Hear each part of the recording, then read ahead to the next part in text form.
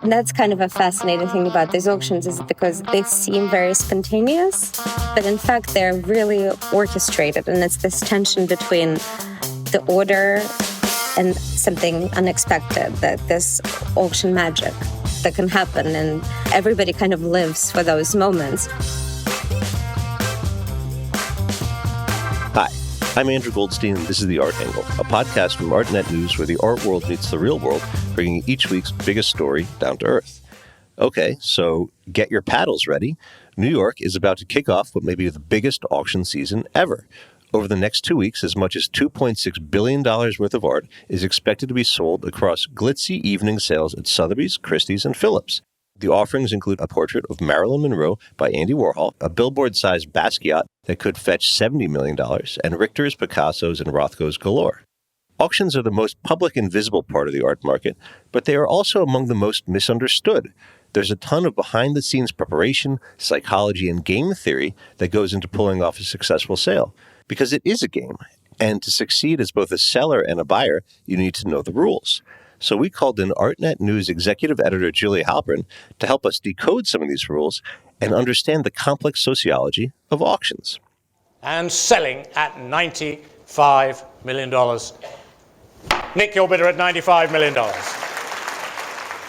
You never forget your first auction. Mine was a photography sale at Phillips.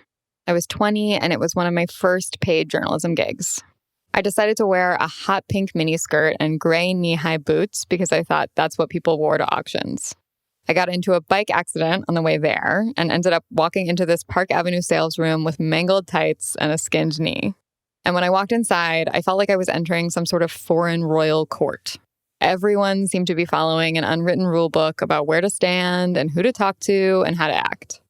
There were a lot of customs that I knew nothing about, but I did know I was interested. Auctions are the most visible and seemingly transparent part of the art market. It's really the only opportunity we have to see art sales happen right there out in the open. But they're also theatrical and highly choreographed. So much goes into pulling off a major evening sale that we never see. And even what you do see can sometimes be so obscure that it requires a decoder ring to understand. So to help us pull back the curtain, we've asked 3 experts to tell us what is really going on. A veteran auction reporter. My name is Katya Kazakina. I'm a senior reporter here at Artnet, and I've covered auctions for, I'm scared to say, 16 years.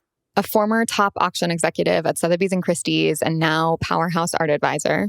My name is Amy Capolazzo, and I am a founder and principal of Art Intelligence Global.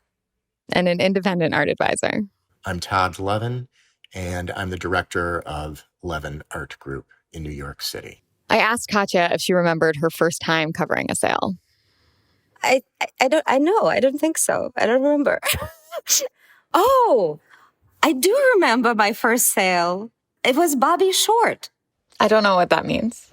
Bobby Short, the musician who passed away right around then, and his estate was being sold at Christie's. And so it was like, I actually really liked it because for me, I was not particularly like art market reporter at the time. So I entered it like just a reporter. You know, I went there, I interviewed all the people there, and it was really fun auction because there were a lot of his fans. There were a lot of like just New Yorkers who loved him and his music and the objects he had in his house. And so it was really like a man on the street kind of a story with an auction angle to it. I wasn't too intimidated by that because it made sense to me. And then in the spring, I went to the big evening sales. What I do remember very well was that I was at Phillips covering an auction, and I was so lost. I was so confused, standing on the sidelines and looking at this sea of people, very well-dressed, very intimidating, very handsome crowd. And it was still Phillips de Pury, and it was down in the meatpacking district, and it had like a very kind of a clubby, fun atmosphere, and these Phillips Stark chairs, the ghost chairs. So it was very chic, and I was just standing there trying to figure out who was anyone? I had no idea. And so I positioned myself next to Josh Baer. I was just like shamelessly ask him, who's that? And who's this? And who's that? And he, I guess, just couldn't say no. And he was very generous with information. But I couldn't even pretend that I knew anything or understood. I had no idea. And then at a later point, I tagged along with Lindsay to, I think it was a Christie sale, and we were standing in the back of the room. She was like, here's Largagosian, here's Neymar, here's Mugrabis, here's that. And I was like, how do you even know? How can you recognize them in the sea of people? And she said, the trick is to recognize the backs of their heads. I have to say that walking into an auction house during the big evening sales, I guess it's one of my favorite kind of things of the beat. There's a lot of excitement, kind of butterflies a little bit in your stomach. You kind of know the order and you know what kind of may happen, and yet you don't know what's going to happen. You don't know who you're going to bump into in the lobby. It's a little bit also like a reunion, because you see the same people, the same players, and they may not know who you are, or they may. You recognize the same characters season after season, and it's nice because a lot of people come from Europe. And so most likely you haven't seen them since 6 months earlier. And then you may bump into Tobey Maguire or Woody Allen or like a celebrity here and there, depending on the sale. It's very exciting. It's a little bit like a fashion show too. There is a lot of minks and there's a lot of heels and stilettos, and it's very glamorous. I love this scene and these moments of arrival, and everybody is like trying to sort out the latest, arrangements, people behind the scenes, whatever they're doing. And then inside, as a journalist covering that, you're trying to get the lay of the land as quickly as you can, just like survey the room, just walk around, try not to drink too much champagne. I'm joking, but at Sotheby's, at some point, they started serving champagne right before the sale. And I always find it very confusing, because do they want to get everyone drunk and just like buy things that they don't intend to? Yeah. Exactly.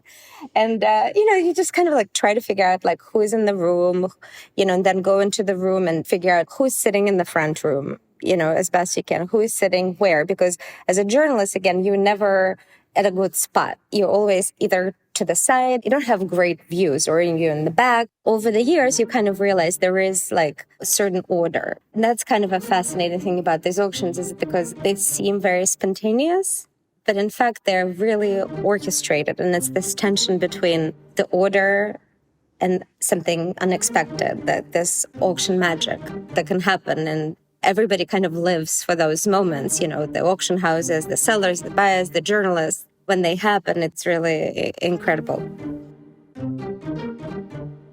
When you enter the auction room, one thing that is very striking as an outsider is that everyone seems to know where to go and where to stand. It's sort of like a baseball stadium. Some people seem to have season tickets and always sit in the same spot. I asked Katya to explain how the room is assembled. Like so much about auctions, it's all strategic. Let's see. So, you have, it's called Bird's Nest, is that area on the either side of the auctioneer. It's kind of an elevated platform where staffers stand and take calls. The auctioneer is, of course, in the center. And then in front of him, there's a sea of humanity. There is also a hierarchy and order there of how people are sitting and where they sit. The biggest clients, they get a certain number of tickets every season. And some people like to sit in exactly the same spot. So, for example, at Sotheby's in the front row, you would always see the Neymars, with their children and grandchildren and mothers. Then there's like Valentino always sits like next to them, also in the front row of Sotheby's. Certain dealers like Larry Gagosian sits like on the side, kind of maybe 7-8 rows in. So some people want to be in the view of the auctioneer in the center, and some people really don't want to be seen in that center aisle, around the center aisle. And so some people may want to be seated in a place where they have a view of a certain staffer, and they can give them a signal. So it may seem weird why somebody sits like in the middle or in the back, but usually there is some logic to it. Or like some people really hate each other. And, it's funny, but it's like, it's very intricate arranging these people. It's like planning a wedding, but it's like 10 times worse probably. And auction houses have teams, huge teams of people who are dealing with this stuff. For some people, seating is more of a practicality. For an art advisor like Todd Levin, it's not theater, it's just business. I have a specific seat that I like. I feel that gives me a certain eye line to the auctioneer. And if I want their attention, I don't have to wave my hand around like a crazy person, even just to get their attention, let alone to bid. I tend to bid very surreptitiously. It's a very simple nod of my head. I don't like people to know my business or see what I'm doing because there are sometimes other people very close to me, a couple feet away bidding on the same item. And I'm not interested in getting into mine is bigger than yours, sort of situation at auction. I just prefer to stay super focused on what I'm doing. So returning to the same seat, allows me in advance that knowledge. I'm very much that person who is comfortable with that foreknowledge of I know what to expect. And so in the heat of the moment, when you are doing the physical auction, you have to be open to all sorts of variabilities. And if I can remove a number of those variabilities that might make somebody slightly uncomfortable or anxious or whatever, that allows me just more energy to focus on the job that I'm hired to do, which is to hopefully get the very best work at the very best price on behalf of my client. The bidders up in the skyboxes might be drinking champagne, but journalists, art dealers, and auction house staff are back down on the ground and they have a job to do. Well, again, so this is like another point of tension in these auctions is that, they're public events, right? Now they're transmitted, live streaming and everything.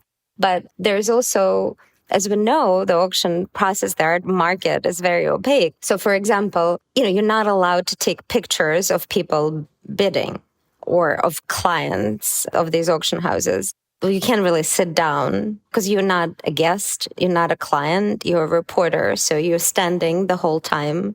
It's very important to wear the right shoes, by the way. And that's very difficult because you also want to wear stilettos and look good. But you have to stand for 3 hours in those stilettos. And I remember there was one time I was in such pain and I was standing next to Charlotte Burns and she had a pair of extra slippers and she literally gave me her slippers. I love it. Because I was in tears. And we will start here at £35 million. Now, one of the most important figures in this whole production is the auctioneer. Most people outside of the art market might consider this person a figurehead without much power. But in fact, the auctioneer knows more than almost anyone. And they each have their own unique rituals to prepare for a sale, the way an athlete might prepare for a game. Oral Box, a watch auctioneer for Phillips, once told us he drinks a glass of milk before every sale to oil the gearbox. Auctioneers, they have also rituals that they follow every sale, and they're quite superstitious, in fact. I remember I interviewed UC Pilcanon at Christie's, and he'd say he has a collection of suits that he always wears when he auctioneers, that he used the same gavel for 22 years. And he's had the same senior sales clerk who's his right-hand man, who's always next to him, who travels to every sale. Christopher Burge used to have this shot before, I don't know what he was drinking, but a shot of something strong before each sale. UC would go have a lunch in this one place and get into the zone. And he has this purple tie that he always wears. It's interesting. The ultimate source of the auctioneer's power is in something called the book, where all essential elements of a sale are written down. The book will record who is expected to bid in the sale and what the reserve price is for each lot, which is the minimum price a particular work is allowed to sell for. Amy Capolazzo, a former rainmaker at both Sotheby's and Christie's, says the secrets of the book are fiercely guarded.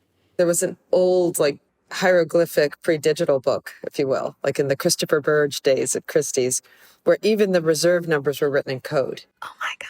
Yeah, it was really cool. That would be the OG way of understanding how the book was written, so that only the auctioneer knew what the reserves were, or another auctioneer from the same house might know the code because there's sort of a common code used, but it was a bit like Morse code or something really mysterious, yeah. So more recently, there's sort of a page per lot, and the lot will say what the estimate is. There'll be any sort of, sale room notes.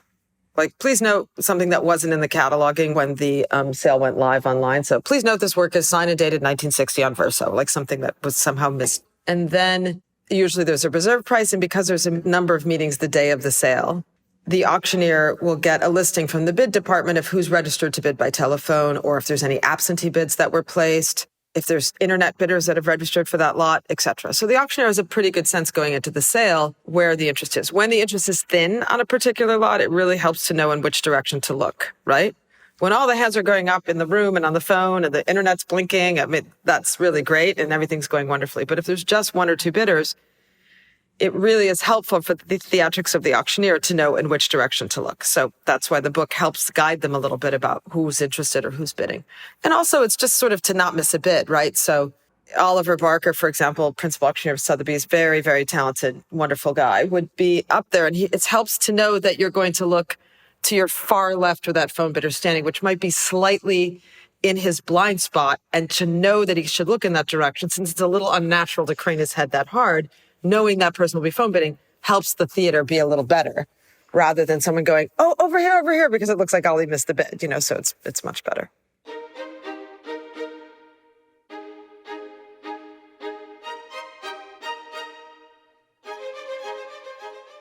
Auctioneers aren't the only people who have to put a lot of prep work into a sale. Everyone at the auction house has a lot riding on what happens. They can make commissions as high as 26%. Specialists will also work overtime to line up bidders and make sure they're ready to make an offer when the time comes. If you know a client is interested and they're not physically present and they prefer to be on the telephone rather than to bid online, let's say, then you set up a phone bid in advance so that you're going to call them, what number to call them at. You can give them an approximate time. You never know an exact time because the sale could be dragging on if it's going very well. But you give them a window where you think you're going to call them then. And you then call them a couple of lots before the lot that they're interested in comes up. And have you ever had a scenario where the connection is bad or they missed the call or it does seem like there's a lot of chances for things to go awry? Yeah, I mean, it used to happen more often when things were just more rickety in the technology world. But, you can have a dropped call if someone's on their cell phone. I've spoken to people many times who are on airplanes, and even in the best of circumstances, things can go wrong there. What I would try to do is get an emergency bid in case the line goes down. What's a bid you'd be happy to own it at, even if you weren't in the middle of the chase? So your max. Usually the max bid is more than the emergency bid because, but usually when you get them on the phone, they're a bit more committed to being there. But it's sort of like, what's your emergency bid in case the line drops? It's just sort of like a safe number that you'd love to own at that price, even if you weren't in control at that moment. And so one thing I've always wondered is what do you say to them during the downtime when you have your hand over the receiver and it seems like you're whispering in their ear about how beautiful it is? What are those conversations? Don't forget that you're on a phone bank with lots of other people also talking to people. So sometimes the hush is to protect the privacy. I don't want anyone in the room who reads lips well to know what I'm saying. But also, more importantly, someone standing a foot and a half away from me is also on the telephone. So you just want to create a level of discretion so they can speak to their client and not hear you or not hear the conversation, etc. I mean, I often call clients well in advance, many times before the phone bid to prepare them. This is it. Let's go. Get ready to run the race. Let's, put them in the right frame of mind. So I'm not just calling them cold in real time a minute and a half before that particular lot is coming up. I might be talking about who else is bidding, the bids from the room. It's a dealer. Seems to be one of my colleagues from Asia on the telephone. I might tell them a little bit of a play-by-play of what's going on in terms of who other bidders are. I might be talking about the relative value of the piece in relation to how the rest of the sale is doing. Seems like this kind of classical post-war thing is really flying from other works that have come up before it, for example. Or pop seems to be doing well tonight. I mean, I would say most of phone bidding in the broadest sense, not in the very attenuated evening sale, big lot sort of thing, but just a general phone bidding for any of the departments, or, you're buying a print for $30,000 or a photograph or a diamond ring or something. It's an administrative function. So if I could demystify it, I would say to all of you, there's very few people who get on the phone with a client and actually have control at that moment. But people like Amy and Todd do have control in that moment. They've developed close relationships with their clients, and part of their job is to prepare and coach them ahead of a sale. As a former Sotheby's executive, Amy is particularly adept at encouraging her clients to open their wallets wide. If someone really needs this piece for their collection, it's a collection elevating work of art, like it entering their collection would raise the whole pond. It's that good. I really try to prepare them for that because it means you're really probably going to have to spend more than you think, and your palms are going to sweat and it's going to make you nervous. You want to prepare them not to chicken out at the last minute, to really run the race to the end. I guess you should speak to my former colleagues because there was some sense that I was famous in what I would possibly say to someone on the telephone at that moment. Which is what? I was telling this one person, he was trying to buy something for his wife that his wife really liked. And I was like, you can't stop now. She delivered those beautiful children for you. What are you going to do? You come on. You've got to you're not getting this work. You're joking, really. You got to keep going. You just have to get this. 3 beautiful children. You're going to let this go? Come on, let's go. Did he buy it, man? Let's get it. Yes, I did. Yeah. I was like, it was getting crazy. I was like, one more. Come on, one more. Oh, it's incredible. Sometimes I remind people that this is a generational purchase. You're only going to do this once. You only have one shot and you're only going to do it once. So let's go, I'm very keenly aware that the moment that someone is on the phone bidding, this is a very high moment in their life and you want to make it very special. They're going to tell this story forever about, I was on the phone, decided to buy that great X, whatever, from Christie's, Sotheby's, and I was on the phone and I was, and then I was talking to Amy Capolazzo and she was really pushing me and and then the hammer came down and I was lucky to get. I often prepare people hypothetically for what it will feel like not to win it.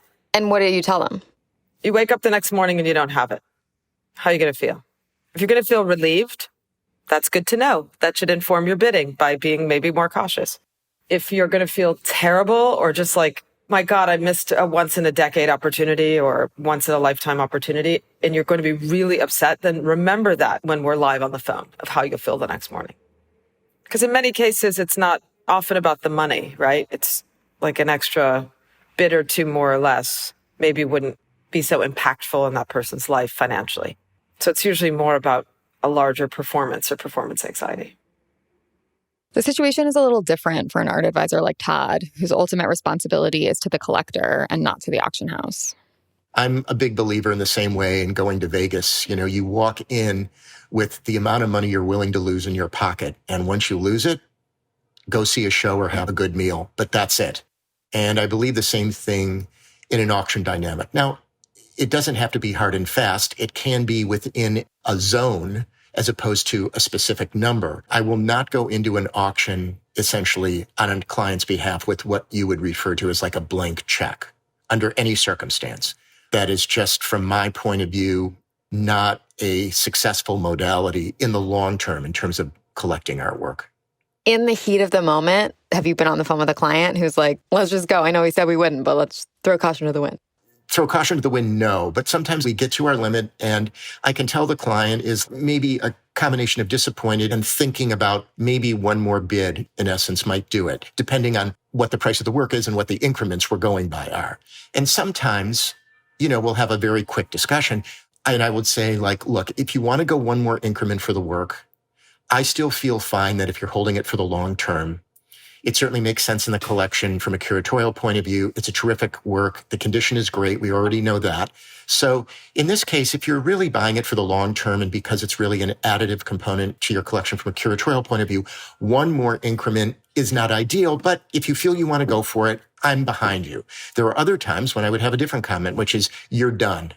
You're absolutely done. Somebody else wants to pay X, including the auction house premium and the tax and all the other additional costs.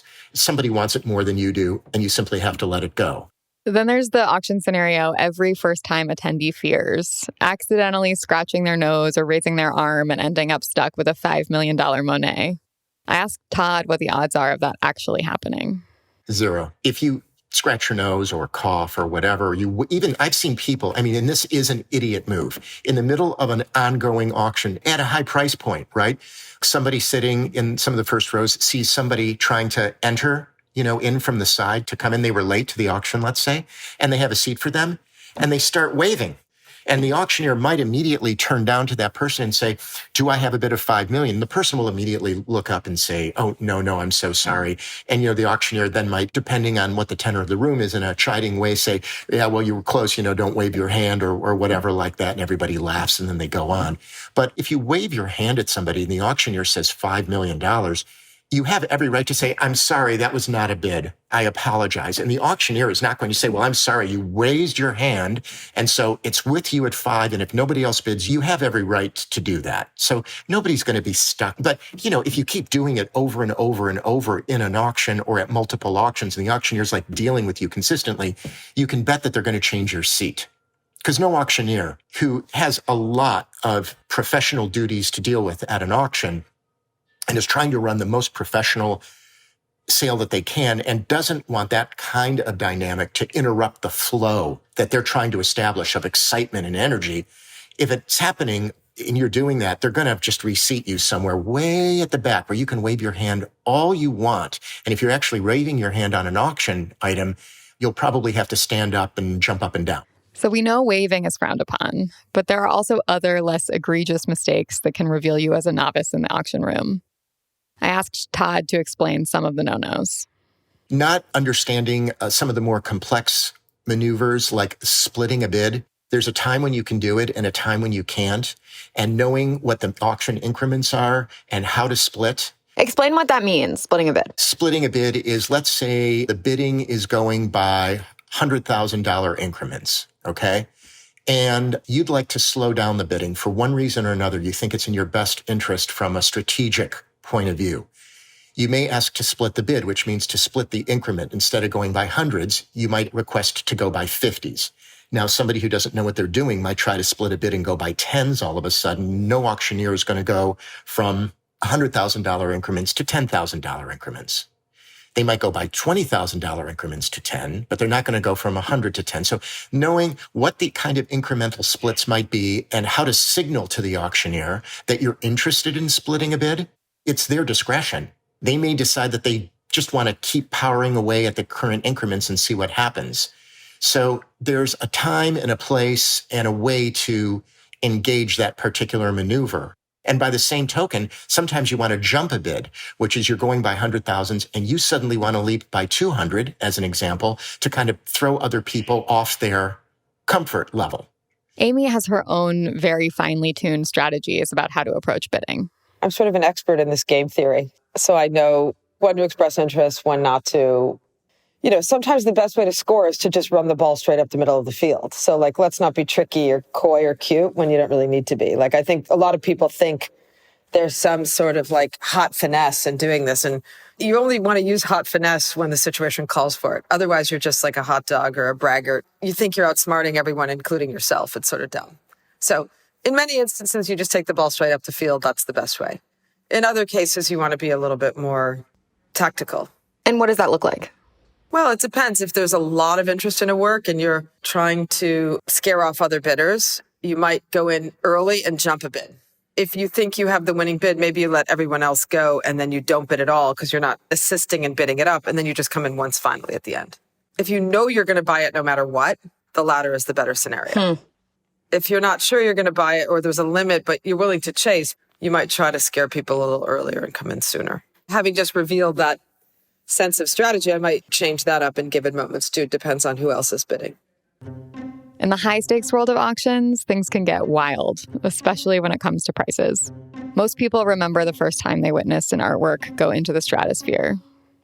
Salvador Mundi was really pretty crazy.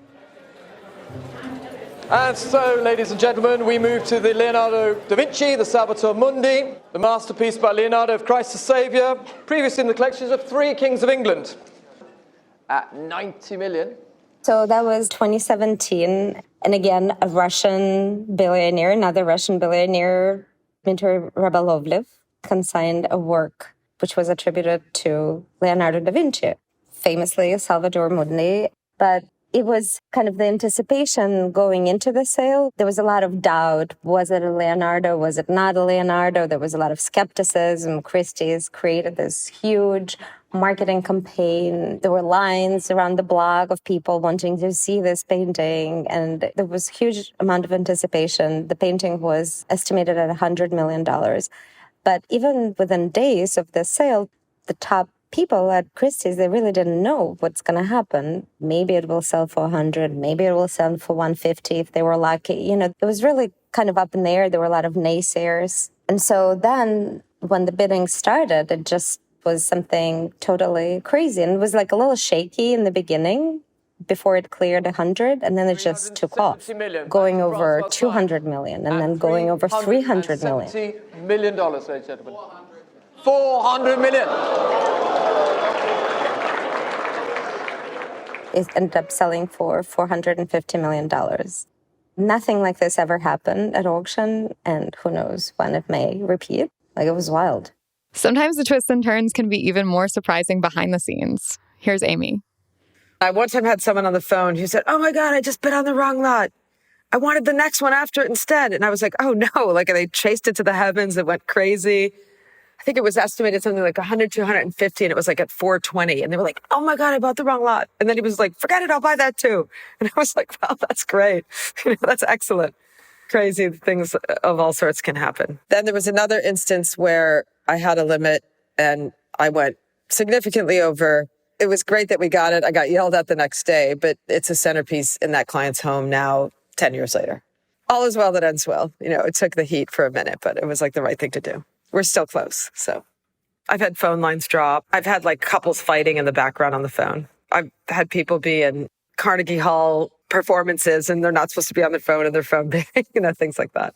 In the auction world, tens of millions of dollars can be spent in a single breath, which means that inside the sales room, you can't think about money the way a regular person would, or you'll drive yourself crazy. It's like a different universe. I don't think about it that way. I don't think about the money in the same way. It could be very disturbing if you start thinking about what this money can do for, for the world, for poverty, for so many different issues, for environment, for violence. Who knew? I mean, like, this money could be spent in many other ways. But in a way, it is what it is, I suppose partially because I've been doing this for so long at this point that numbers are just numbers, and however many zeros there are after the number, it doesn't register in the way that you're implying, like in terms of an emotional resonance that translates to like anxiety. It doesn't translate that way. I'm there to do a job. And in order to do my job well, I can't afford to be wrapped up in personal, emotional feelings of anxiety about numbers being big or anything like that. That's not sensible. So if you're somebody who really gets, what's the word we would use, verklempt about that kind of thing, you're probably best off not being involved in an auction modality at all. The final auction mystery comes towards the end of the sale. It's been underway for a few hours, and all of a sudden, as if everyone got the same text all at once, scores of people begin streaming out the back, even though the sale isn't over. I asked Amy to solve the mystery of the great 8 p.m. departure. Well, the lots they were interested in have already passed, and they want to go to dinner. It reminds me of that famous Christopher Wool painting, Christopher Wool's 1991 text painting, which says, "The show is over. The audience get up to leave their seats. Time to collect their coats and go home." They turn around. No more coats and no more home. A very special thanks to Katya Kazakina, Amy Capolazzo, and Todd Levin for demystifying the wild world of high-stakes art auctions for us. That's it for this week's episode of The Art Angle. If you like what you heard, you can subscribe to the show on Apple Podcasts, Spotify, or wherever else you get your podcasts. Also, take a moment to rate and review us. It will help other listeners discover what we're doing. The Art Angle is produced by Sona Mattingly, Tim Schneider, and Caroline Goldstein. Thanks for listening, and see you next week.